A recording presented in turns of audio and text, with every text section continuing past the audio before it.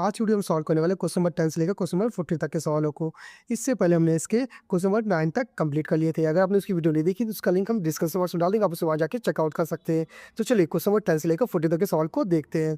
तो देखिए, दिया गया द डिस्टेंस बिटवीन ये और ये पॉइंट, दो पॉइंट दिया गया, दोनों पॉइंट के बीच डिस्टेंस निकालना है। तो हमें पता है डिस्टेंस फॉर्मूला क्या होता है, डी इक्वल टू रूट में x1 माइनस x2 का whole square plus y1 minus y2 का होल स्क्वायर। आप नोटिस करेंगे x1 आपके पास कितना दिया गया है, -4 दिया है, और x2 कितना दिया 1, तो आपने रख दिया।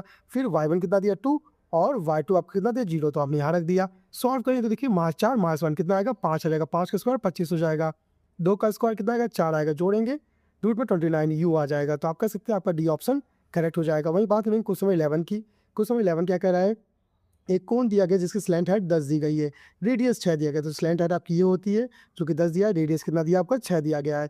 ये रखा गया है हेमिस्फीयर के ऊपर जिसका रेडियस सेम है, तो इसका भाई रेडियस कितना हो गया 6 हो गया।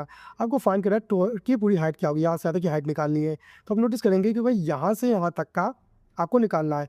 तो क्या ये आपको कोण नहीं दिख रहा है, ये ट्रायंगल राइट एंगल दिख रहा है। अब राइट एंगल दिख रहा है तो हमें पता है इसके लिए हम या तो पाइथागोरस यूज कर, या तो एक फॉर्मूला हमारे पास होता है स्लैंट हाइट के लिए, L square equal to H square plus R square. L की वैल्यू कितनी दी है 10, 10 का स्क्वायर 100। वहीं पे एच हमें पता नहीं है, आर हमें दिया 6, 6 का स्क्वायर 36 प्लस का होता है तो मास का, तो मास करते ही आपको कितना आएगा 64 आएगा।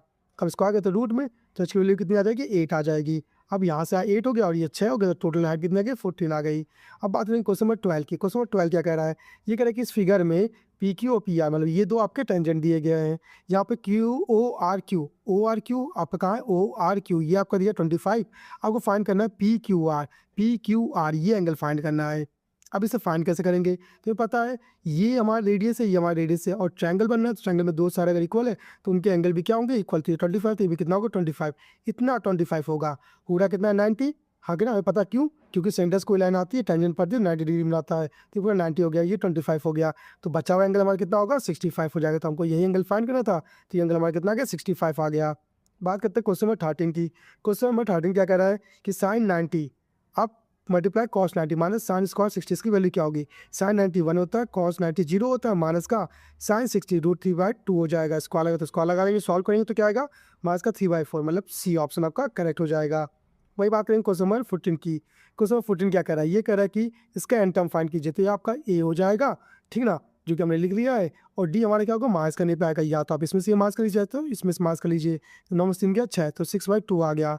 इतना क्लियर। अब हमें पता है ए एन का फॉर्मूला ए प्लस एन माइनस 1 डी, ए कितना दिया माइनस का 3/2 प्लस एन माइनस 1, डी कितना दिया 6/2 दिया है। इसको मल्टीप्लाई करें तो 6n माइनस 6/2 आ जाएगा। लाइक फ्रैक्शन तो एक बार लिख के सबको ऐसे लिख देंगे, ठीक ना। अब देखिए 3 और 6 माइनस माइनस के तो जोड़ जाएंगे तो माइनस का 9 आ जाएगा। इसे तोड़ लेंगे तो आपका क्या आएगा 6n/2 और 9/2 आ जाएगा। 2 से कितने का 3n आ जाएगा और यहाँ 9/2। तो आप कह सकते हैं यहाँ से आपका बी ऑप्शन करेक्ट हो जाएगा और इससे हमारी प्रॉब्लम सॉल्व हो जाएगी।